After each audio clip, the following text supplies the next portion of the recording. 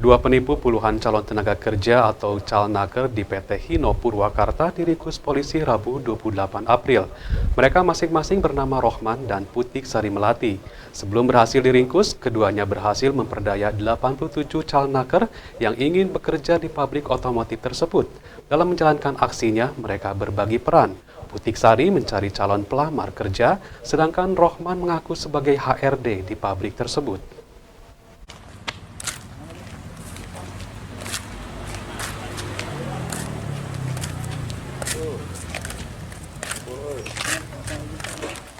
Putik Sari Melati dan Rohman alias Robet tak berkutik saat digiring petugas Satreskrim Polres Purwakarta ke ruang gelar perkara Polres Purwakarta. Keduanya diringkus petugas di rumahnya masing-masing. Putik ditangkap di rumahnya di Kelurahan Karangpawitan, Karawang Barat. Sedangkan Rohman ditangkap di Citalang, Kecamatan Tegalwaru, Purwakarta. Dari tangan mereka, polisi berhasil mengamankan barang bukti yakni sebuah seragam pabrik, puluhan surat lamaran, surat kwitansi, sebuah handphone, dan rekening korban bukti transfer uang pelicin dari korban kepada pelaku.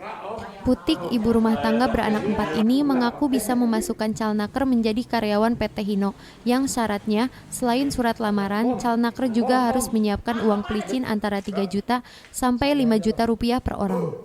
Agar aksi tipu dayanya dipercaya, Rohman yang sehari-hari sebagai kuli bangunan ini mengenakan baju seragam PT Hino yang disediakan Putik. Rohman disuruh mengaku sebagai HRD di pabrik otomotif yang berlokasi di kawasan industri kota Bukit Indah ini. Para calnaker mulai curiga ketika dalam waktu yang telah dijanjikan Putik, mereka tak kunjung dipanggil ke perusahaan. Padahal mereka sudah menyetorkan uang. Sejumlah korban akhirnya melaporkan aksi Putik dan Rohman ini ke Mapolres Purwakarta. Berkat laporan dari korban, polisi akhirnya meringkus Putik dan Rohman. Kasus penipuan yang terjadi ini terjadi di Bungursari ya. Jadi mengatasnamakan PT Hino. Modus operandi yang dilakukan oleh tersangka adalah dia itu mengaku orang yang dapat memasukkan karyawan untuk dapat bekerja di PT Hino. Dan dia mengaku kemudian untuk dapat dipercaya, kumpul dulu di suatu tempat, rumah makan kayak gitu. Kemudian ada orang yang satu lagi difigurkan menggunakan pakaian Hino. Seorang yang mengaku sebagai pejabat Hino. Kemudian syarat untuk masuk ke Hino itu pertama memberikan DP dulu 1 juta sampai 2 juta. Jikalau sudah masuk ke PT Hino, kemudian kembali calonnya itu, korbannya itu harus menyerahkan uang 5 juta. Nah kemudian setelah kami lakukan pemeriksaan, ternyata itu merupakan perekrutan karyawan yang ilegal, fiktif, modus operandi. Jadi itu penipuan lah, jadi tidak ada perekrutan seperti itu di PT Hino. Nah kemudian barang buktinya itu, korbannya itu sebanyak 78 orang. Kemudian surat lamaran kerja mungkin sudah puluhan itu yang sudah kami sita. Berikut juga dengan pakaiannya, seragam PT yang dimaksud. Kemudian beberapa dokumen-dokumen yang lain yang menyatakan ada kegiatan perekrutan. Demikian, rekan-rekan. Terungkapnya kasus ini, Pak? Iya, terungkapnya karena ada laporan. Kemudian laporan dari salah satu karyawan yang merasa kecewa kepada kita. Kemudian kita tindak lanjuti untuk mencari tahu. Kemudian akhirnya dalam waktu 1x24 jam lah, 2x24 jam itu terungkap itu siapa yang difigurkan, siapa pelakunya, termasuk barang buktinya sudah didapat di seragam-seragam. Jadi karyawannya udah menyerahkan syarat-syarat tapi belum diterima juga. Betul. Jadi sudah berapa lama itu Pak? Diperkirakan kegiatan itu dari bulan November.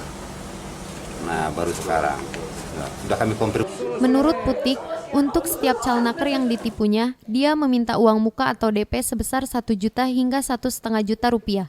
Sisanya dibayar setelah calnaker diterima kerja.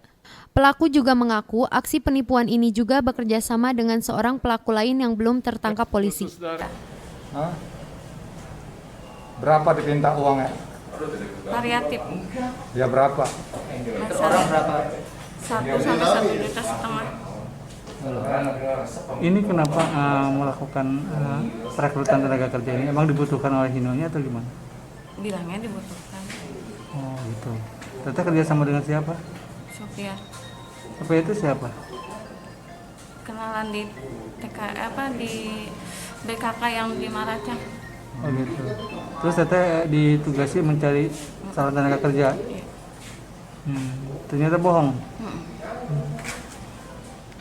Akibat perbuatannya, kedua pelaku terjerat pasal 378 KUH pidana dengan ancaman hukuman 4 tahun penjara.